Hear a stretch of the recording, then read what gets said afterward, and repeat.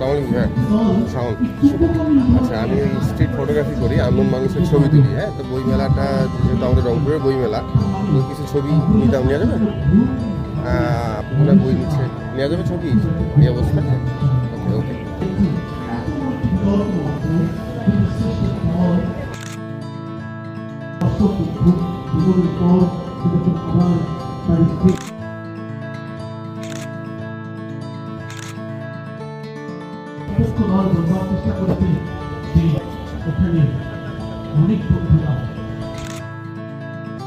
যে কোনো একটা বই যেটা পছন্দ।